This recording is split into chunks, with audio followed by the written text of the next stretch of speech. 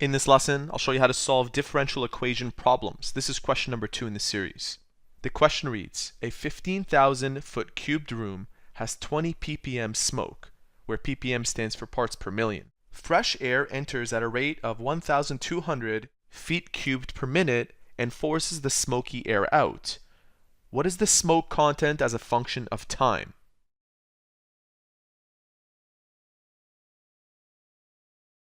So we already know what ppm stands for, that's parts per million, and we're told that fresh air is entering a room.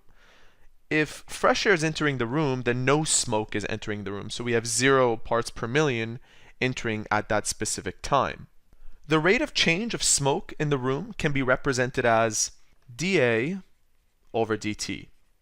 And the reason for that is because if we represent the function as a of t, where a represents the amount of smoke with respect to time, then taking the derivative of a of t gives us a prime, or dA over dt.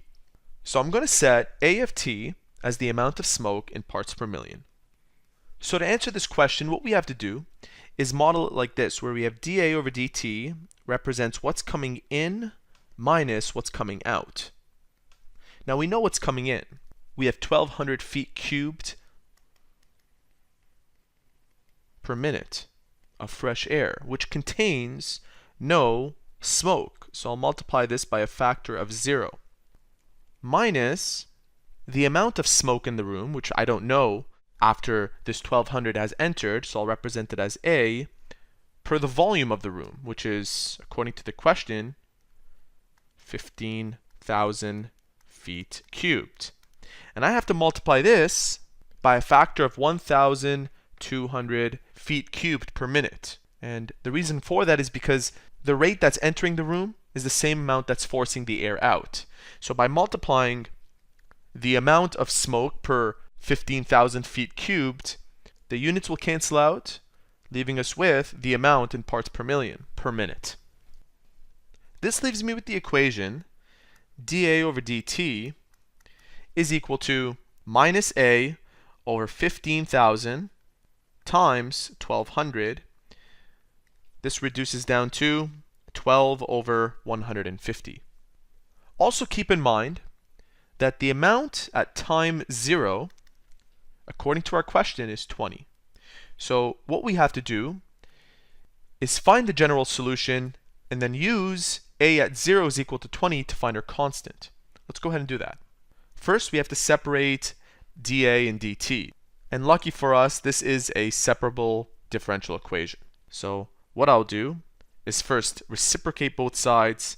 That gives me dt over dA and negative 150 over 12a.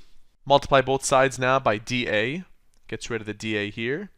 And now I have dt on the left side and d on the right side. I can integrate. Integrating the left side gives me t plus c is equal to, notice that I put the constant on the left side because it's with respect to t. And on the right side, this integrates into negative 150 over 12. And the integral of 1 over a is ln a. Now I can substitute a at 0 is equal to 20. This right here is 20. This is 0. Therefore, my constant is negative 150 over 12 ln at 20. This gives us negative 150 over 12 times ln of 20 is equal to negative 37. What I can do is substitute this now into c, and I end up with t minus 37.4 is equal to negative 150 over 12 ln a. Now most teachers will expect you to solve for a, but that's not necessary if they don't ask for it. It's not hard to do anyway. What you would do is divide both sides by this factor first, and then raise both sides as bases of e, and you end up with your a value. And there you have it. That is how to set up and solve differential equation problems.